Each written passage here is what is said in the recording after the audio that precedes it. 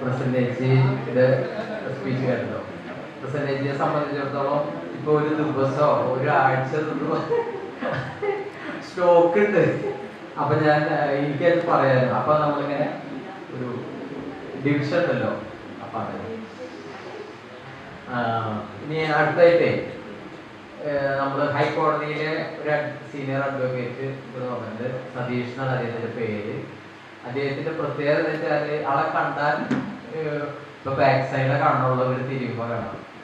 പഴയ സിനിമ നടൻ ജയന്റെ ചെറിയൊരു കണ്ടില്ലേ, ജയൻ ഫാൻസ് അസോസിയേഷന്റെ പ്രസിഡന്റാണ്. വടക്കഞ്ചേരി ഭാഗത്തെ വീട്. അതേസമയം ഹൈക്കോടതിയിലെ അഡ്വക്കേറ്റ് ആണ്. അദ്ദേഹം ഒരു ബഹുമുഖ പ്രതിഭയാണ്. അത് നമുക്ക് കുറച്ചു നേരത്തിനുള്ളിൽ അറിയാം. അപ്പൊ അദ്ദേഹത്തെ വളരെ ഹൃദയപൂർവ്വം സ്വാഗതം. അടുത്തായിട്ട് സതീഷ് സാറിന്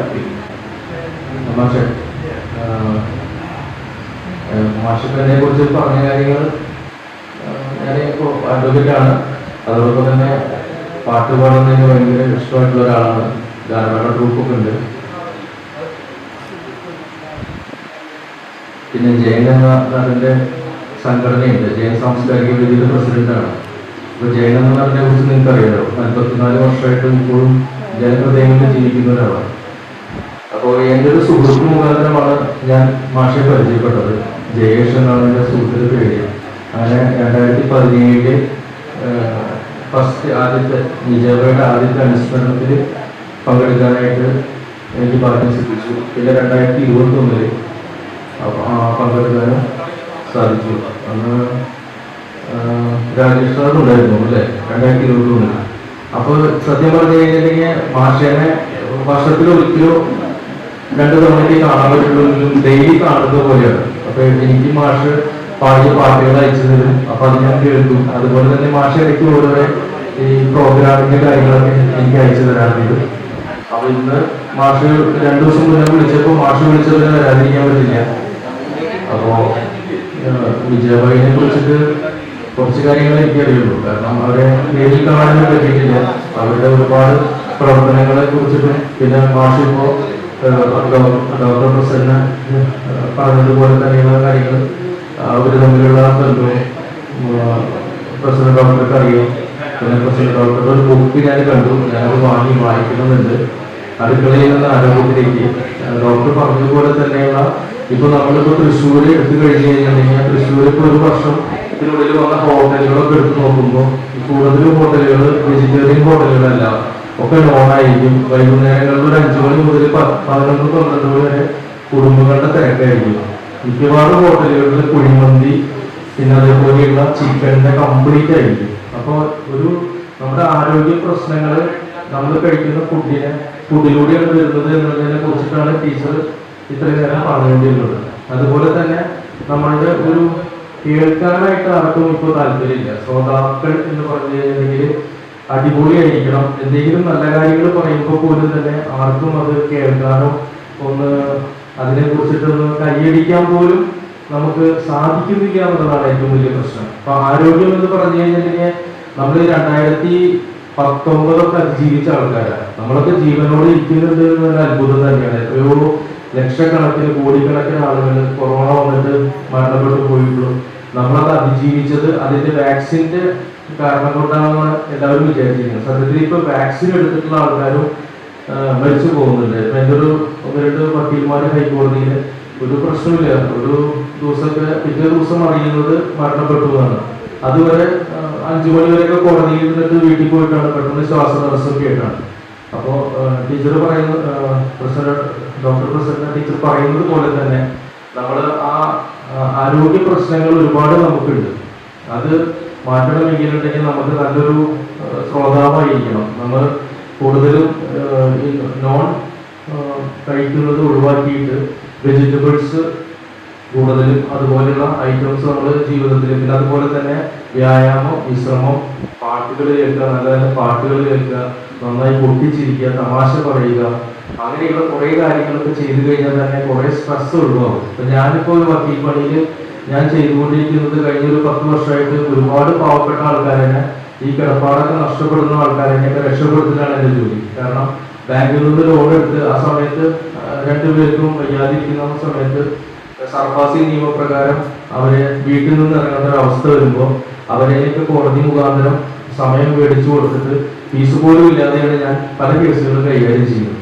അങ്ങനെ ഒരു സേവനത്തിന്റെ ഭാഗമായിട്ട് അങ്ങനെയൊക്കെ ചെയ്യുന്നത്. അപ്പൊ നല്ല സ്ട്രെസ്സുള്ള ഒരു പണിയാണ് എൻ്റെ. അപ്പൊ അതിൽ നിന്ന് ഒരു റിലാക്സ് കിട്ടുന്നത് പാട്ടുകളൊക്കെ ആയിട്ടാണ്. പിന്നെ നല്ല സുഹൃത്തുക്കളുണ്ട്, ജയേഷ് ഉണ്ട്, പിന്നെ രാജേഷ് സാറുണ്ട്, അതുപോലെയുള്ള കുറെ ആൾക്കാരുണ്ട്. അദ്ദേഹം ഒരു ഗാനമേള ഗ്രൂപ്പ് തന്നെ തുടങ്ങിയിട്ടുള്ള ആളാണ്. അത് ഒരുപാട് നല്ല പാട്ടുകൾ പാടുന്നുണ്ട്. അപ്പോൾ ഇങ്ങനെ ഈ പാട്ടുകളിലൂടെ നമ്മളിങ്ങനെ ചേർന്നതോടുകൂടി തന്നെ നമുക്കൊരു റിലാക്സ് നമുക്ക് തന്നെ കിട്ടും. പിന്നെ നല്ല നല്ല സുഹൃത്തുക്കളും അതേപോലെ മാഷെപ്പോലെയുള്ള സുഹൃത്തുക്കളും. അപ്പൊ ഞാൻ പറഞ്ഞു വരുന്നത് ഇപ്പം മിജാബയുടെ അനുസ്മരണത്തിൽ കൂടുതൽ പറഞ്ഞിട്ട് നിങ്ങളെ ബോറടിപ്പിക്കുന്നില്ല. അപ്പോൾ ഈ മിജാബായി ഇപ്പോൾ ജീവിച്ചിരുന്നിരുന്നെങ്കിൽ അവര് നമ്മളെ പണ്ട് ഒരു പാട്ട് പ്രേംനസീറിന്റെ സിനിമയിൽ ഒരു പാട്ടുണ്ട്, മനോഹരമായിട്ടുള്ള ഒരു പാട്ടാണ്. അവര് ഇപ്പൊ ഇത് കാണുന്നുണ്ട് എന്നാണ് ഞാൻ പ്രതീക്ഷിക്കുന്നത്. കാരണം അങ്ങനെയൊക്കെ എന്തൊക്കെയോ ഉണ്ടെന്ന് അറിയും, നമുക്കറിയില്ല. ഡോക്ടർ പറഞ്ഞ പോലെ തന്നെ ഈ പ്രപഞ്ചത്തിൽ എന്തൊക്കെയോ ശക്തികളുണ്ട്, എന്താണെന്ന് നമുക്കറിയില്ല. അപ്പോൾ ആ പാട്ടൊന്ന് ഞാൻ പാടുന്നുണ്ട്. അതിനു മുന്നേ മറ്റേ സിനിമാ നടൻ ജയന്റെ ഒരു ശബ്ദം ഞാനൊന്ന് അനുകരിക്കുന്നുണ്ട്. അപ്പൊ അത് ഒന്ന് സഹിക്കുക. പക്ഷേ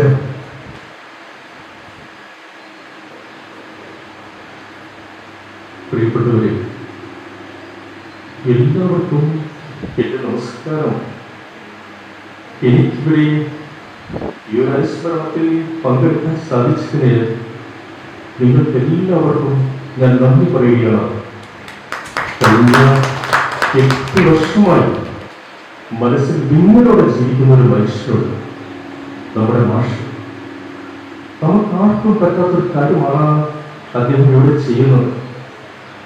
ഭാര്യ ഭർത്താക്കന്മാർ ആര് മരിച്ചാലും 1-2 വർഷങ്ങൾ മാത്രമേ ഓർമ്മ കാണൂ. ചിലർ മറ്റൊരു വിവാഹം കഴിക്കാൻ തയ്യാറായി പോകും.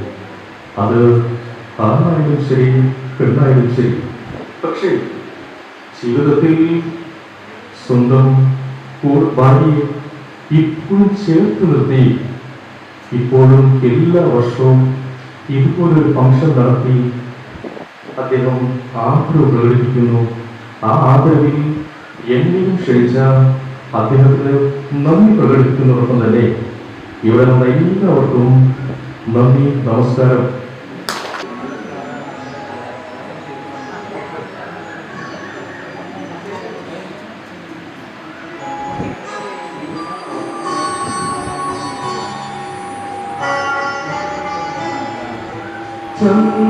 ചന്ദ്രകളഭം ചാർത്തിയുണരും തീരം ഇന്ദ്രധനുസ്സിൻ തൂവൽ പൊഴിയും തീരം ഈ മനോഹര തീരത്തു തരുമോ ഇനിയൊരു ജന്മം കൂടി, എനിക്കിനിയൊരു ജന്മം കൂടി. ചന്ദ്രകളഭം ചാർത്തിയുറങ്ങും തീരം ഇന്ദ്രധനുസ്സിൻ തൂവൽ പൊഴിയും തീരം ഈ മനോഹര തീരത്തു തരുമോ ഇനിയൊരു ജന്മം കൂടി, എനിക്കിനിയൊരു ജന്മം കൂടി.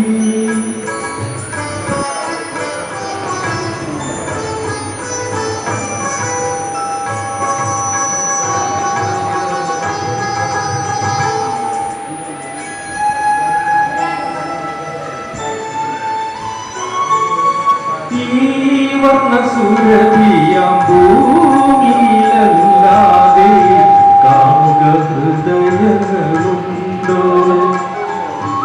ഈ വർണ്ണസുരഭിയാം ഭൂമിയിലല്ലാതെ കാമുക ഹൃദയങ്ങളുണ്ടോ? സന്ധ്യകളുണ്ടോ, ചന്ദ്രികയുണ്ടോ, ഗന്ധർവഗീതമുണ്ടോ?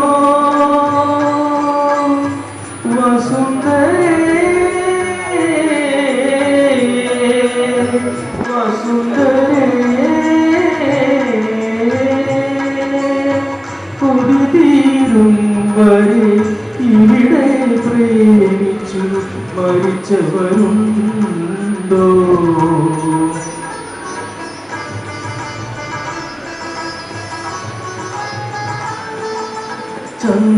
ചന്ദ്രകളഭം ചാർത്തിയുറങ്ങും തീരം ഇന്ദ്രധനുസിൻ തൂവൽ പൊഴിയും തീരം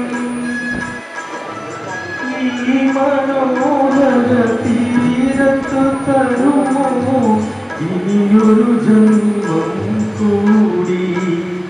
എനിക്കിനിയൊരു ജന്മം കൂടി.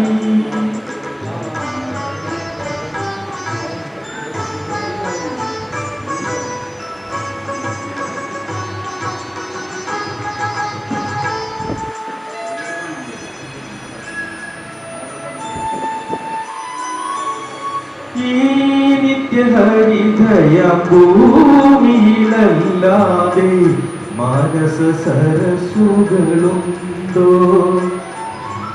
ഈ നിത്യഹരിതയ ഭൂമിയിലല്ലാതെ മാനസ സരസുകളുണ്ടോ? സ്വപ്നങ്ങളുണ്ടോ? പുഷ്പങ്ങളുണ്ടോ? സ്വർണ്ണമരാളങ്ങളുണ്ടോ? വസുന്ധരേ വസുന്ധരേ മതിയാകും വരെ ഇവിടെ ജീവിച്ചു മരിച്ചവരുണ്ടോ?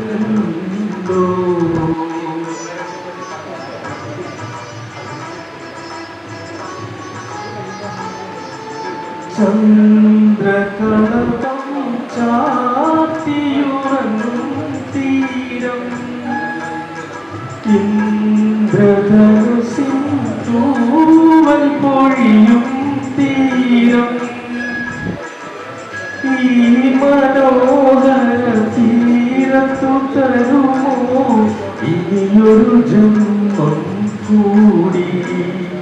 എനിക്കിനിയൊരു ജന്മം കൂടി. ചന്ദ്രകളഭം ചാർത്തിയുറങ്ങും തീരം. Thank you.